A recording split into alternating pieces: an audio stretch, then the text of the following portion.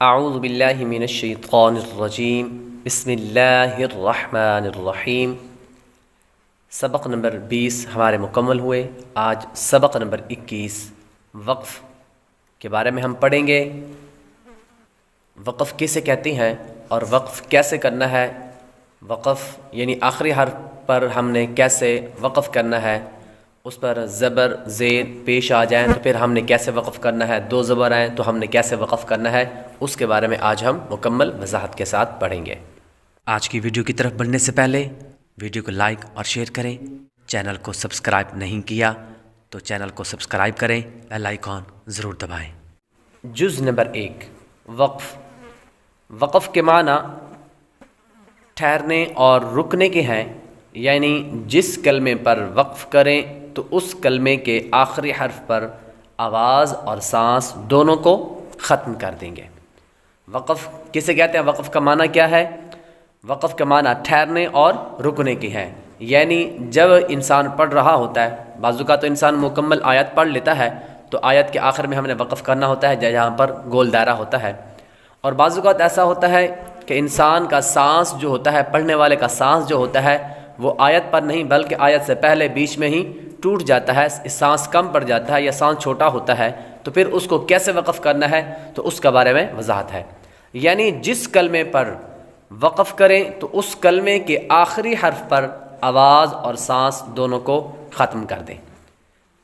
جز نمبر 2 کلمے کے آخری حرف پر زبر زیر پیش، دو زیر دو پیش، کھڑا زیر الٹا پیش ہو تو اس حرف کو وقف میں ساکن کر دیں، وقف میں ساکن کر دیں۔ کلمے کے آخری حرف پر زبر زیر پیش، دو زیر دو پیش، کھڑا زیر الٹا پیش ہو تو اس حرف کو وقف میں ساکن کر دیں گے۔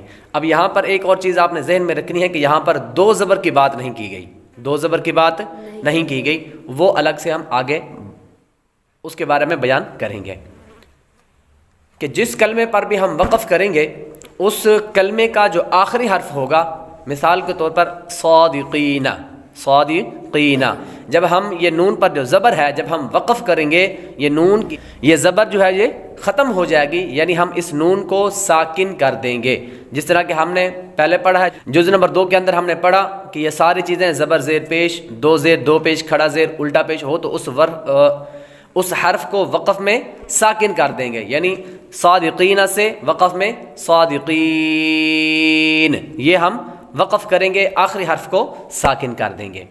اب ہم نے جز نمبر 2 کے اندر دو زبر کی بات نہیں کی تو وہ جز نمبر 3 کے اندر پڑھیں گے۔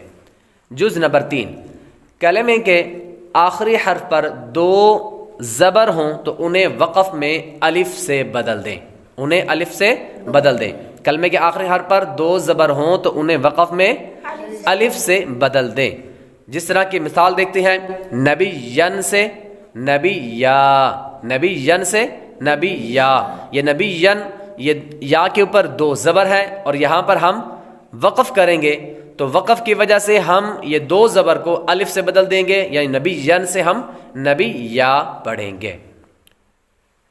یہ ہم نے وضاحت کر دی کہ زبر زیر پیش اور دو زیر دو پیش ہیں تو ہم نے کیا کرنا ہے، دو زبر ہے تو ہم نے وقف کیسے کرنا ہے یہ ہم نے بتا دیا۔ جز نمبر 4 کلمے کے آخری حرف پر گول تا، بعض اوقات کلمے کے آخری حرف پر کلمے کے آخری حرف پر گول تا بھی آ جاتی ہے، تو گول تا پر تو ہم نے وقف کیسے کرنا ہے تو اس کے بارے میں وضاحت کرتے ہیں۔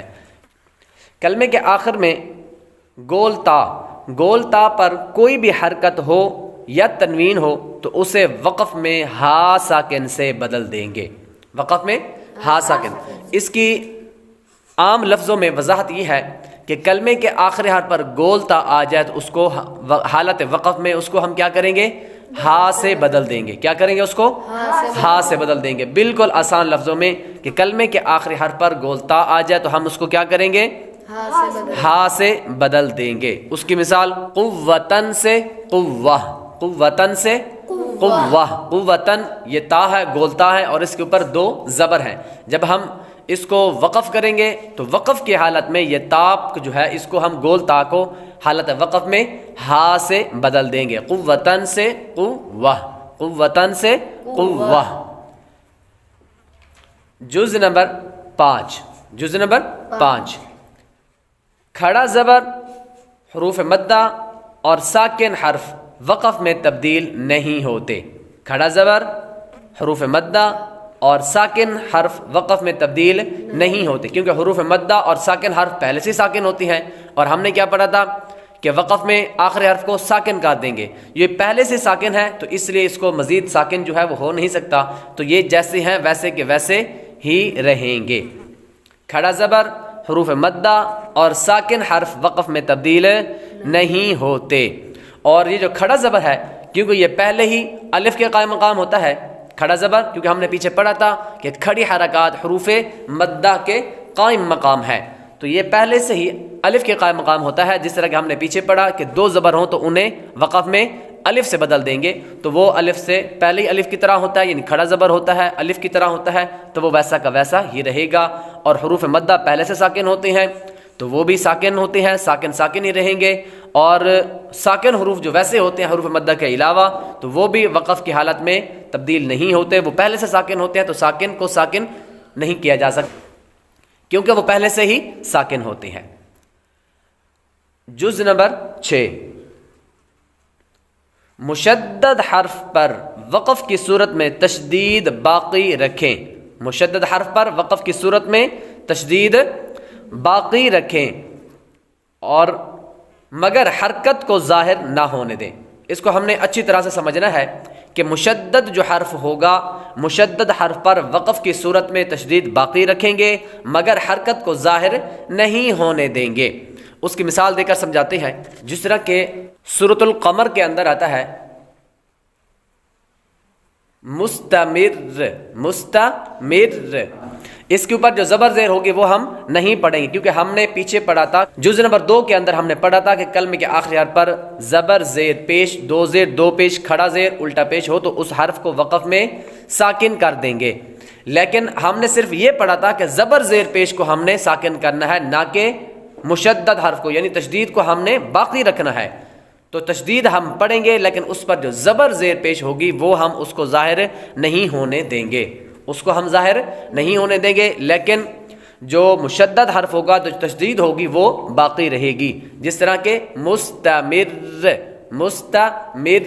مستمر، یہ تشدید جو ہے یہ باقی ہے اور اس کی جو حرکت ہو جائے گی، حرکت کو ہم ظاہر نہیں ہونے دیں گے. اگر ہماری اس ویڈیو سے آپ کو کچھ سیکھنے کو ملا تو ویڈیو کو لائک اور شیئر کریں، چینل کو سبسکرائب کریں، بیل آئیکن ضرور دبائیں.